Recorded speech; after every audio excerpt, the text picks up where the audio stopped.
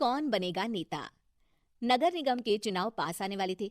पूरे कानपुर शहर में टिकट को लेकर मारामारी शुरू थी, लेकिन सबसे ज्यादा चर्चा में वार्ड नंबर 40 की सीट थी। वो इसलिए क्योंकि इस बार वहां की सीट महिला के लिए आरक्षित थी। अब सवाल ये था कि चुनाव लड़ेगा कौन। इससे पहले ठाकुर साहब वहां से पार्षद थे और इस बार उन्होंने अपनी पत्नी सीमा ठाकुर को टिकट दिलवाई और ठाकुर साहब की शान के कारण सीमा जी ने 20,000 वोटों से चुनाव जीत लिया। अरे बधाई हो सीमा भाभी, अब तो आप वार्ड की पार्षद बन गई हैं। अब तो हमारे काम आप ही करवाएंगी। अरे ये तो सिर्फ नाम की पार्षद बनी है, वो तो महिला सीट आ गई, वरना पार्षद तो मुझे ही बनना था। अब भले ही चेहरा इसका होगा लेकिन पावर तो मेरी ही होगी। अरे वाह भाई साहब, क्या दिमाग लगाया है आपने भी। आइए आप लोग, खाना लगा दिया है सबके लिए। सीमा जी पार्षद बन चुकी थी, फिर भी उनकी एक ना चलती। सारे काम ठाकुर साहब खुद ही संभाल लेते और जहां जरूरत पड़ती वहां सीमा जी का अंगूठा लगवा लेते। सीमा जी ज्यादा पढ़ी लिखी भी नहीं थी। एक दिन ठाकुर साहब और सीमा एक प्रोग्राम में जाते हैं। अरे ठाकुर साहब, आप आ गए। ओहो, पार्षद मैडम भी आ गई हैं। स्वागत है आप दोनों का। लगता है हमारे पार्षद फंड का सही इस्तेमाल हो रहा है। चलिए अब उद्घाटन करते हैं। ये लीजिए ठाकुर साहब कैची, आप ही सबसे पहले प्रवेश कीजिए।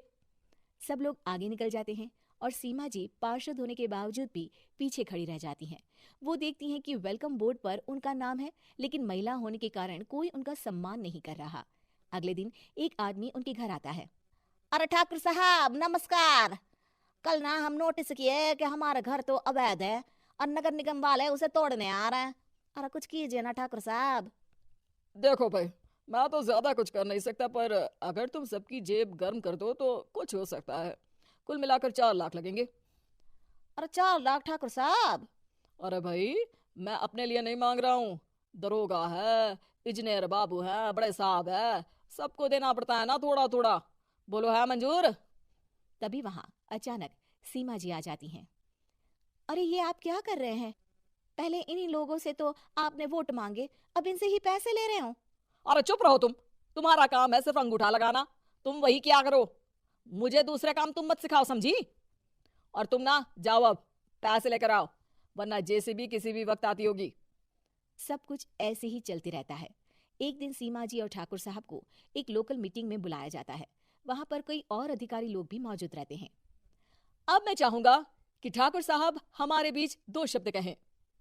मेरे प्यारे भाइयों और बहनों, आज मेरा सौभाग्य है कि मैं आप सबकी सेवा दिन रात कर पा रहा हूँ।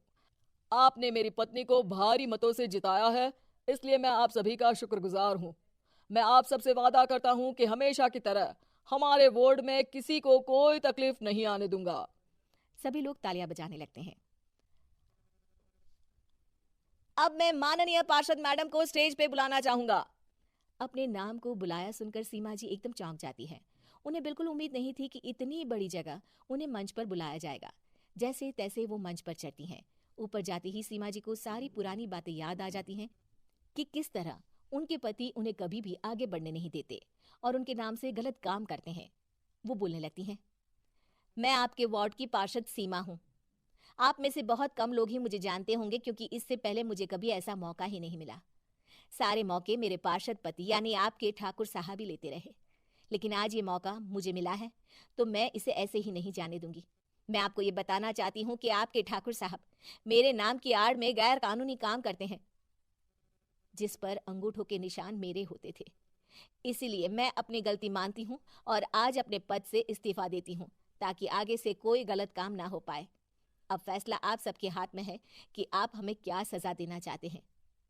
सीमा जी की बातें सुनकर ठाकुर साहब के चेहरे का रंग उड़ जाता है और वो शर्म से मुंह नीचा करके वहां से चले जाते हैं और पद से इस्तीफा देकर ही सही सीमा जी अपने आप में आत्मविश्वास महसूस करती हैं।